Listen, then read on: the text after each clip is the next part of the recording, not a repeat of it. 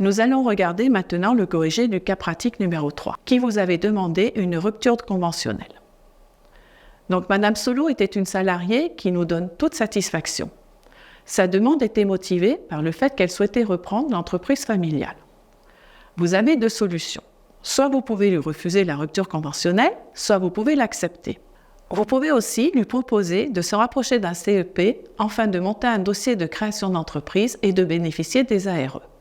En effet, depuis 2019, tout salarié a le droit de démissionner à partir du moment où il a 5 ans d'ancienneté afin de bénéficier de l'ARE pour une réorientation professionnelle. Dans le cadre de Madame Solo, nous vous conseillons d'accepter la rupture. Madame Solo donnait tout à fait satisfaction à l'entreprise et en plus, elle a un projet motivé. Il vous était demandé de calculer les différents délais liés à cette rupture conventionnelle. On vous disait qu'au plus tôt, le premier entretien pouvait avoir lieu le 1er juillet. Le directeur souhaitait éventuellement faire 2 entretiens avant la signature. Ce deuxième entretien n'est pas du tout obligatoire, mais il est fortement conseillé. Le deuxième entretien pouvait se dérouler le 7 juillet. La signature, compte tenu du souhait du directeur, pouvait donc intervenir le 15 juillet. On vous demandait de vérifier si Madame Solo pouvait quitter la société le 31 août, comme elle l'avait demandé.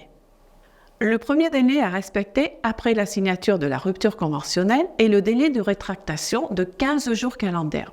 Pendant ce délai, l'employeur comme la salariée ont le droit de revenir en arrière et donc de ne pas poursuivre la rupture conventionnelle. Donc, dans ce cas précis, le délai se terminait le 30 juillet à minuit, ce qui permettait l'envoi du dossier dès le 31 juillet.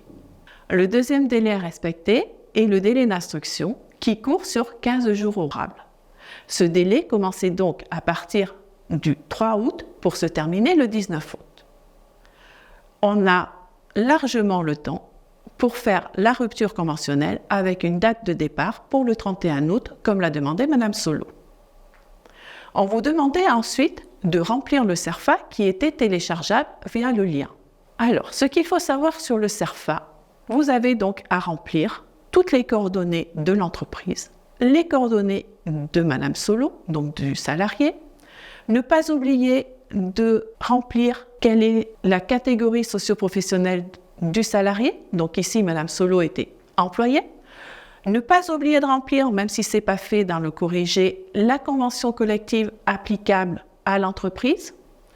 Et enfin, la date d'ancienneté du collaborateur, qui ici était donc de 8 ans et 2 mois.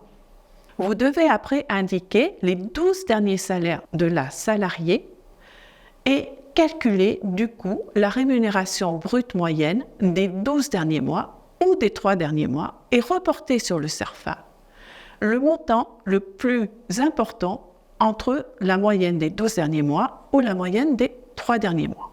Tous ces éléments vont permettre à l'administration de vérifier que vous respectez bien la législation en matière de rupture conventionnelle.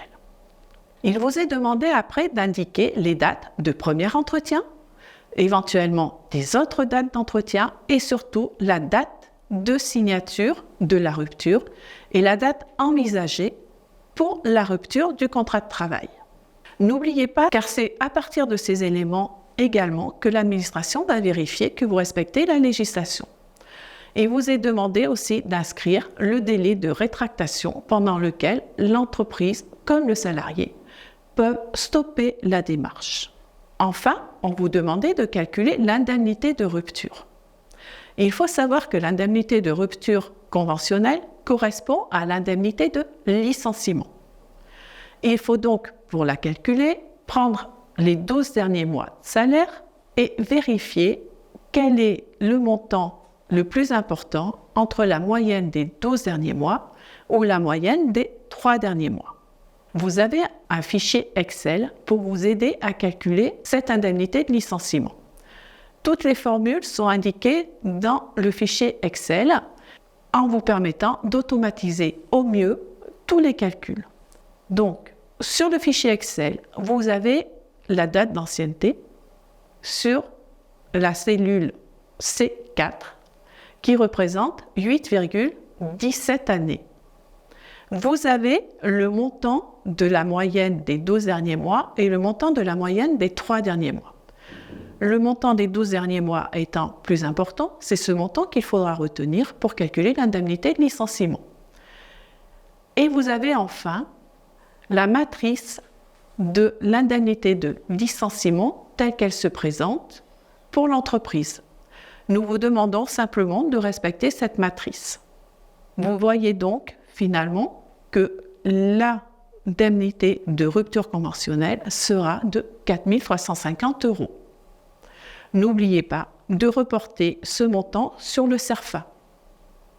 On se retrouve pour les cas pratiques suivants.